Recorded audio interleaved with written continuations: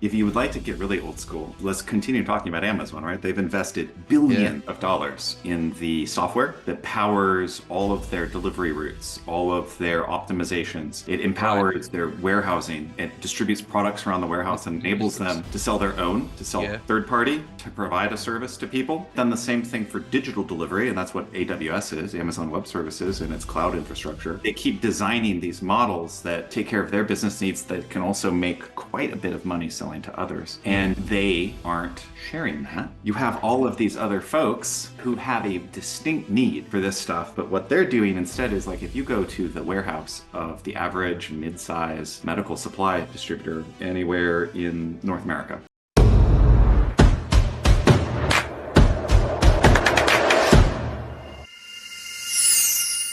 hey guys, and welcome to the Grow IT podcast. One of your hosts here, Trey King. And today we are very excited to have our guest, Mr. Jess McCarter from Base 86. And today we'll be diving into his story a little bit, as well as what it is his company does. And then, as always, some good engaging insights into the technology industry. So make sure to stick around for this one. But without further ado, Jess, welcome to the Gravity Podcast. Thanks for hopping on. Well, it's absolutely a pleasure to be here. Thank you for having us. Jess, I think if we can kick things off, if you could kindly introduce yourself to the listeners, and then as well as, just tell us a bit about your background, a quick snippet of two of your story, please. Of course, of course. Jess McCarter, currently with Base 86. I've been involved in technology development, real estate development, and restaurant and hospitality development for the last Wow. 25 years. Those are kind of three of my passions. I like to see things manifest in the physical world. And so at first people are like technology, software, that's not manifesting in the physical world. That's all virtual. It's bits, it's zeros, it's ones, it's this, it's that. Yeah. Um, every good in the real world business needs a software component, needs technology to help empower it to grow and to empower it to serve its customers. And it's about the efficiency that you get by collaborating between these little computers we carry around in our pockets, the little computers that we have sitting in front of our faces, all of the things those can do for us enable us to do more with each other as human beings. So right now, you and I are talking through this, graphical user interface that someone has designed, and they have made it for us to meet. You practically around the world for where I am. You in a heat wave, me freezing my tail off. You Yeah. know, these things are only empowered by technology. And then where do we meet as humans to do things? Inside buildings. I mean, that's the real estate development. And finally, what do we need to do every day? What do we absolutely need to do? People say, oh, you have to die and pay taxes. That's the pessimistic view. I'm the optimist. You have to eat, You you have have to to eat, right? breathe, and Man's you got have to to, eat. and you have to socialize. And those things happen in restaurants, in bars, in hotels, in meeting rooms, in conference areas. So from the beginning of day to the end of the day, my world is about creating the spaces in which work and socialization happens, the infrastructure, the IT and software behind it that powers it, and finally the sustenance that keeps us and our little meat forms alive to do all of these fantastic things to experience this beautiful world. So that's my background and how I got into where I am. And Base 86 actually started as a restaurant tech, food tech play. Yeah. We had a product in the marketplace, ready to go with paying customers. We had a go live in late 2019. We had dozens of active customers by March of 2020. If these dates are starting to ring a bell, listener, what happens with the worldwide COVID outbreak, which begins in China, moves through the United States rapidly afterwards and spreads in both directions around the entire globe, kind of shutting things down. We lost 62% of our customers went out of business within the next 6 months. That's a And lot. so, yeah, it's hard. And so you think, oh, was this the end of us too? Yeah. No, because the great thing about working in IT, the great thing about having software is that you can take your tools and shift them to other similar markets. That enables you to expand your market when things are doing well into completely new market verticals. It also enables you to pivot the core functionality of your product into a new market, already have something remarkably close to an MVP, a minimum viable product, Yeah. and have a whole new market to address what was going to come back online immediately, what really didn't close. Even restaurants almost everywhere were closed down or had to shift to delivery only, but what was open? Healthcare. And our tech, which was an IT solution, a SaaS solution, powered by a Yeah. little bit of AI, but mostly through the experience of the people working there, was working on supply chains. So we've got disrupted supply chains in a healthcare area that's opening immediately for business because it's critical to the functioning and the well-being of all of us meat forms, all of us humans. And so we pivoted. And it was with the help of some of our investors. We had an oral surgeon, we had a Yeah. dentist, and we had a internist who were all on our angel list, who had subscribed to our newest offering and who were investors. And they really helped us hone it down quickly. We told them the market dynamics we need. We need a supply chain Yeah. that is disrupted, that is mostly a oligopoly of very large suppliers, and then hundreds or thousands or tens of thousands of small suppliers, distributors, and manufacturers who flesh in the other 20 to 30% of that marketplace. The big guys tend to control in these markets where our product is viable 70 to 80%. And Right.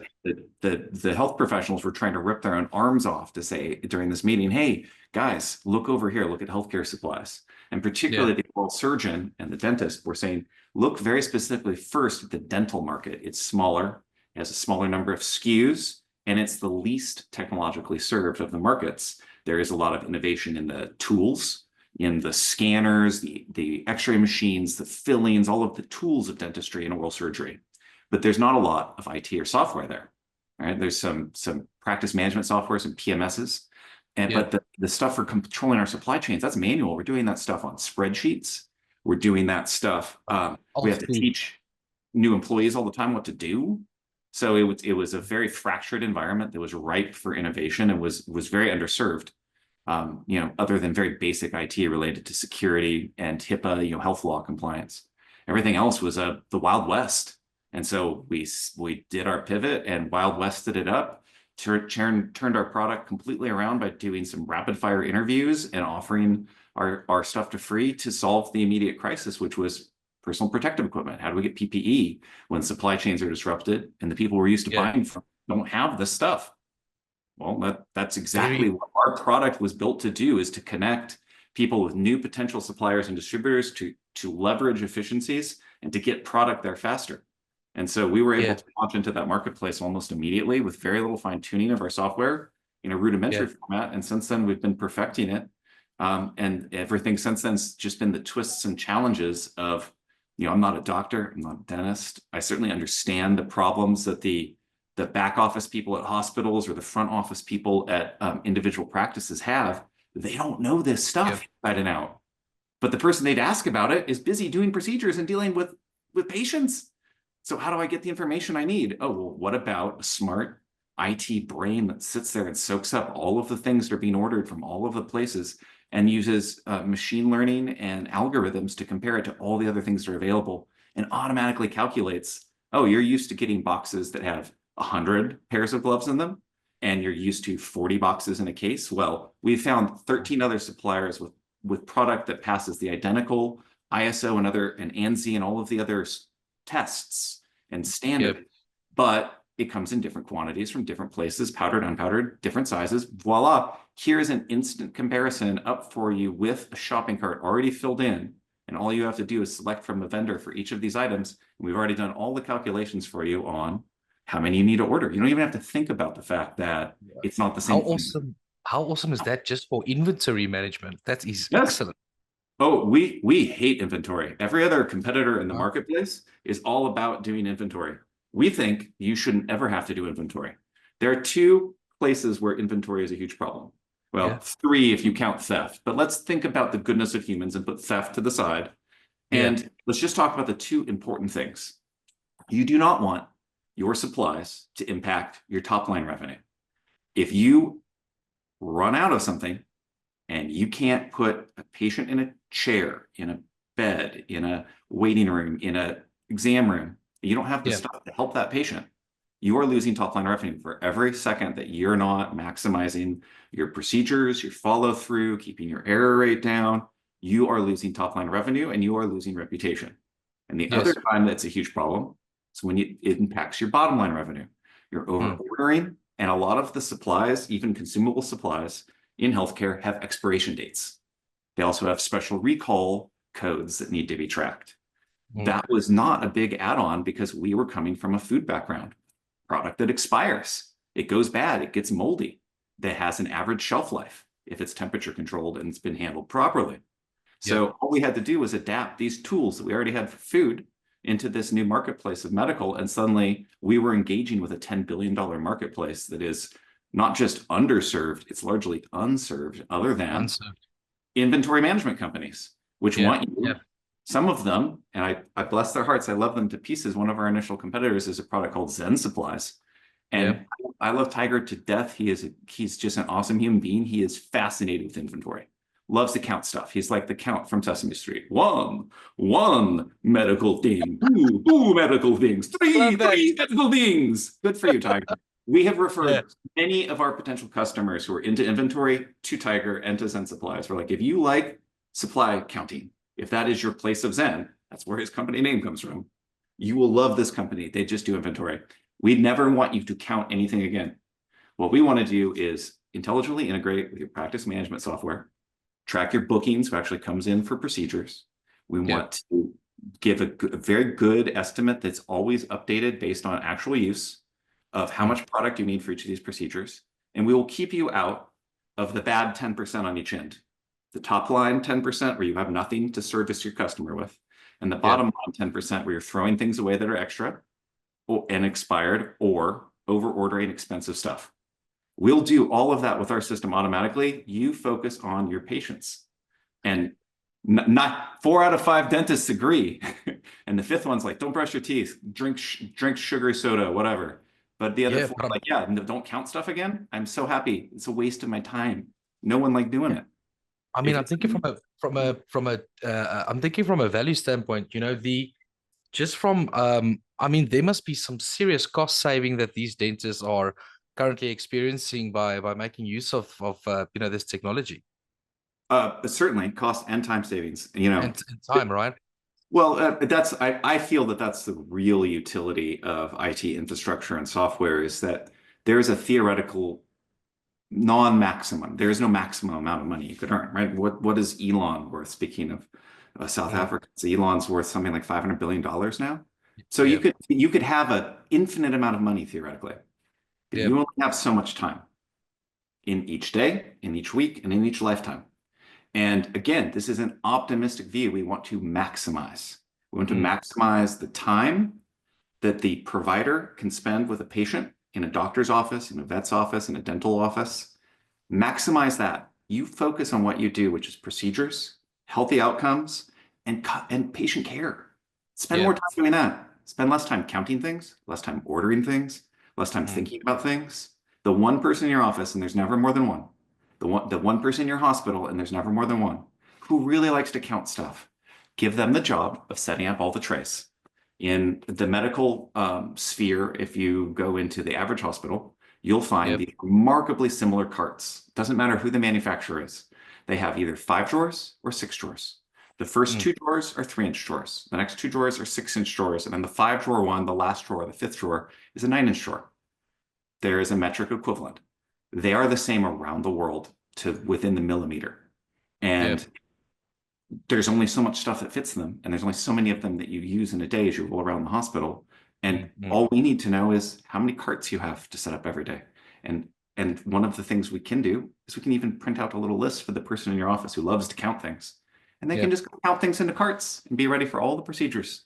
Good on them, we say. But for us, for the rest of us, we'd rather spend time doing things like this, talking to the Grow IT Of folks, course.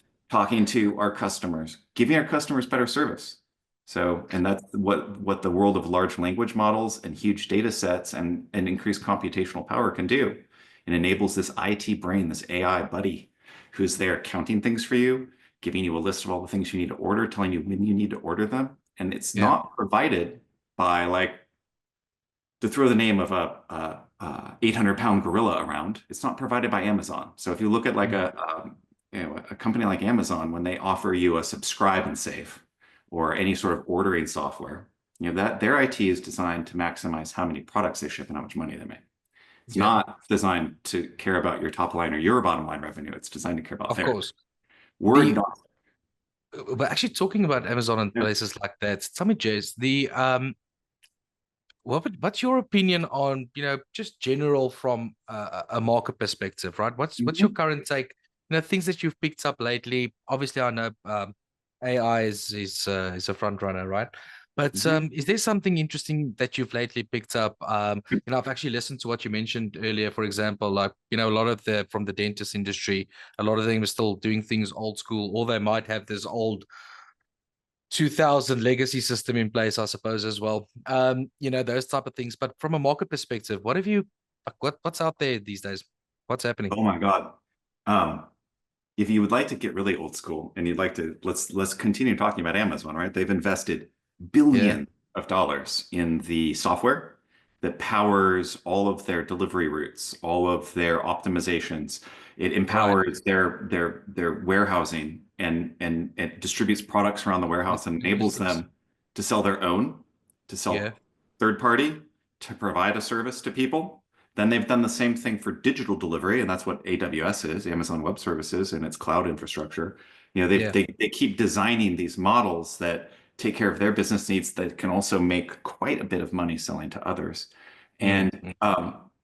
they aren't sharing that. So you have all of these other folks Yeah, who have a distinct need for this stuff. But what they're doing instead is like if you go to the warehouse of the average mid-size medical supply distributor anywhere in North America, right? So right. we started with a US focus. We're just now talking to some of our first European firms. And we're in beta with some folks in the Canadian market. Our helpfulness about Mm, saving time and saving money is just as useful in a single payer system as it is in a multi-payer system. It's just as useful in socialized medicine as it is in fully capitalist medicine and anything in between. Again, it's agnostic. It does not care about your business model. It doesn't care about right. who's delivering, right? Yeah. We don't make our ducats selling you the actual widgets and things that empower your business. So we Mm, have found, so like a use case, one of the distributors we're working with, and some of these companies go back quite a ways to they kind of mirror the age of the medical associations around the world, which is all of the major medical associations, including the AMA here in the United States of America, that controls doctor licensing and all of their state divisions that help the state come up with licensure information. Those companies all go back about 150 years or so. right. Okay. Some of our customers are fifth, sixth generation owned businesses that have been passed down from Mm. great great grandfather to great grandfather to grandfather to father and now to son. And they have legacy systems that would blow your mind. From way back. IT folks out there listening, when is the last time you saw an ERP system for tracking all of the inventory and sales and making sure that shipping is ready in a warehouse that was sitting on a standalone rack server running a mixture of 386 and 486 old school, like pre-Pentium processors, That's way back. completely air gapped from the internet with tape machines. And someone has What? to write it with tape machines for backup. Jeez. Tape, not even spinning hard disks, definitely not solid state drives. And these things are sitting there and they're like, well, how do Yeah. I write to this? I'm like, what do you write to it now? You guys have a Gee. full internet commerce platform. You're powered by NetSuite on that end. They're like, oh, well, they wrote us some code. I'm like, I bet that was expensive. I've seen Oracle charges for Yeah, custom yeah. development, which, I was for us, talking custom about development isn't income throwback. source, but My word. it's not our primary income source because it's not repeatable Yeah. usually. Um, I know what we charge, and we're basically not giving it away, but like, not doing it at cost, but it's not a primary profit generator for us. I Mm, can only imagine what the NetSuite team charged this company for software that would connect to a regular modern computer, right to yeah. a like USB to SCSI to I can't even the third adapter that was on, but right to this old tape drive. And then that tape would get removed like a VHS cassette and carried Yes. into the cage where the ERP system's running. I'm like, by the time you guys spend all this time, why have you not upgraded this yet? They're like, oh, you wouldn't believe the quotes to upgrade this. I'm like, I'm going to guess $200,000. They're like, yeah, that's a huge hit to our bottom line. Like, it's just not worth it for us right now. It's like, great. Well, what can we do for you? They're like, well, if you can interface with this system and you can write, I'm like, well, we can interface with NetSuite. So if you're writing in and out of NetSuite and your online orders to this tape system and then uploading it to your ERP, we can do the same. You're not going to have up to date inventory stuff. They're like, oh, we don't really count anything anyway. I'm like, what? They're like, yeah. Every time we've shipped, we've got a little like sticky notes, dude. Sticky notes, Trey, that they stick on the outside of the row. And when they are at a certain number of sticky notes, that means they've Yeah. gone through at least a case of something in that row. And then And they reorder the whole they row. need to replace. Yeah. They reorder. Uh-huh. From the manufacturer to fill up their What a warehouse again to story. ship it out to people. What a story. Again, that system of a tape drive and Yeah. people manually moving those tapes around and putting sticky notes every time they take a case of something out of a row, putting colored sticky notes at the end of the row, just boop, boop, boop, where you can see them from across the warehouse. Like, oh, I see a bunch of, there's yellow. I Yeah. see 5 yellows far in the distance. Well, that's five equals time to order a new case. So that row is getting reordered. That system's been working and it's keeping them in the good 80%. So it doesn't have to be an IT solution. It doesn't have to be, that's still technology if you stop to think about it, right? I'm glad I'm not the company that has to go and audit them. I think that must be interesting as Where do well. they get more tapes? Yeah, I felt bad for my hipster Yeah, friends when I you lived in need New York to. City and they stopped making I wonder Polaroid where they. film. They Yeah, I couldn't mean, get where do they Polaroid for the get that cameras. stock? Where do you get these tapes? They haven't been made since the 1980s. That's crazy, man.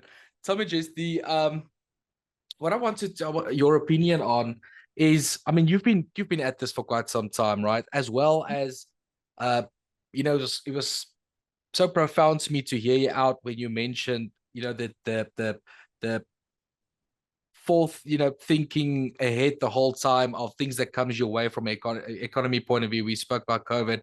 You need to evolve and change the whole time to keep up, not just with the times, but with what's in front of you, right? Yeah. And would like to have your opinion. What would you say from your point of view is the type of mindset, right, that it takes to be a founder of a business, a leader in a business? From your side, what would you say That was is that? that's an excellent question. And I really think that this is a universal truth. You Yeah, absolutely cannot have a scarcity mindset. yeah, Businesses grow and thrive are not thinking about opportunity cost.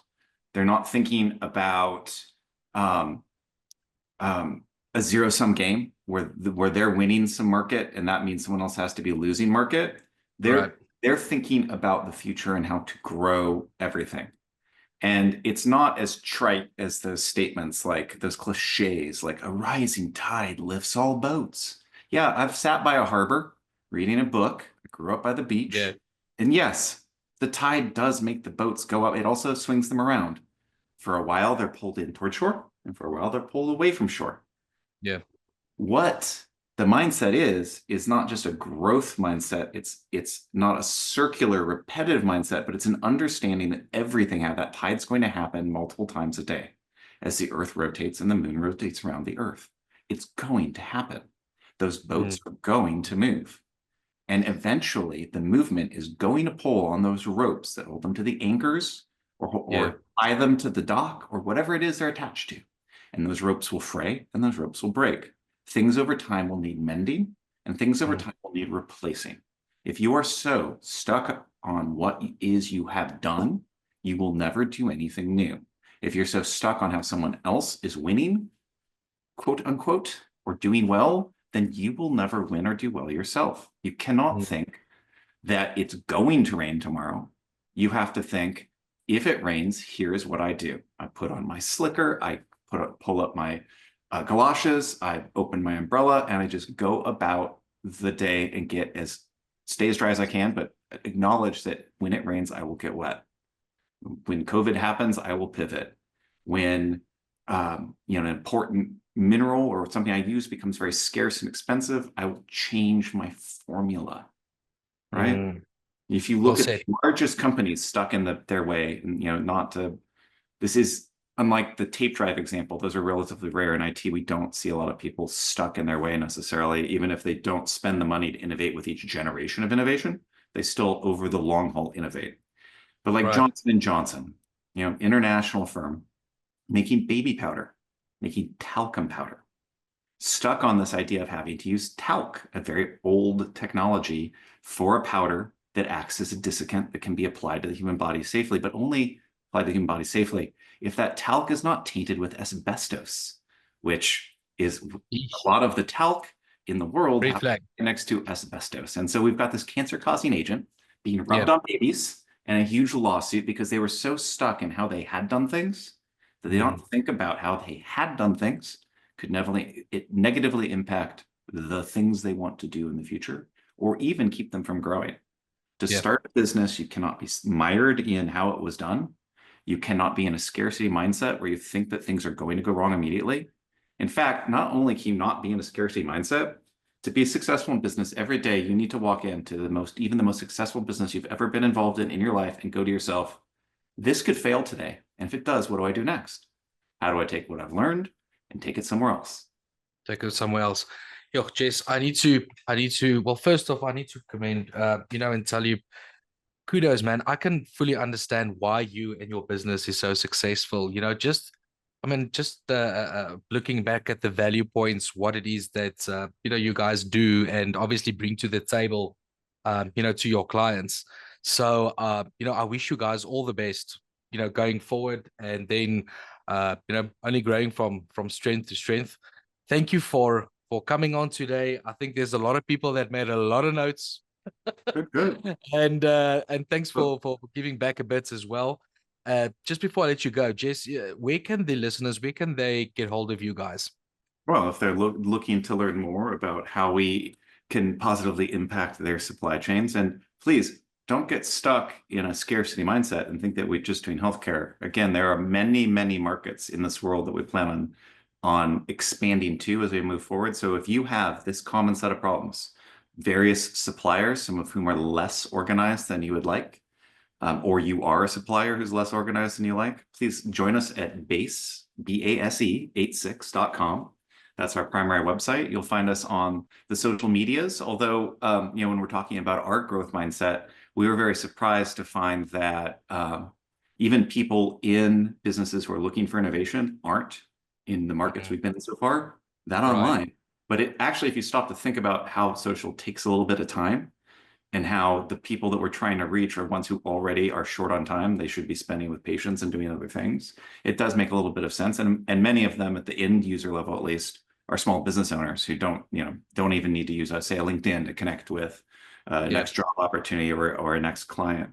But you'll find at BASE Base 86 app on most places, or just at Base 86 on the Twitter, the X, the Instagram, the Reels, the this, the that, the other, and the LinkedIn, of course. Awesome. And if you're interested in IT, machine learning, SaaS, and very rapid, no waterfall development around our shop, extremely rapid agile development. We have some Fortune 50 companies who are blown away by us launching new features for them in a 1 month cycle, but we only take 2 weeks to build and we take 2 weeks to test and deploy. That's it. So all our custom stuff's out in 1 month.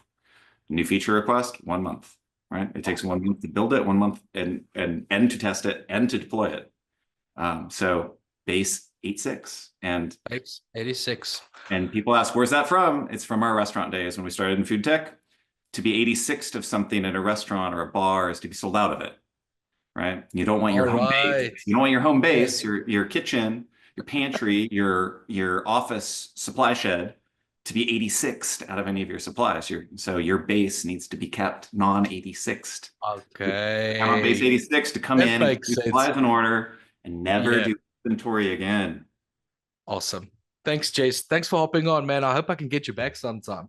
Absolutely. And when it's Definitely time going to to push talk your about some office for that one. updates, Yeah, I mean, look, you guys know, you see this day in and day out. That's why you have this podcast. That's why you do other things that are about IT and about growing and expanding that base. Yeah. Again, the word just keeps coming up, Hey, and we hey, locked it in. just happening, man.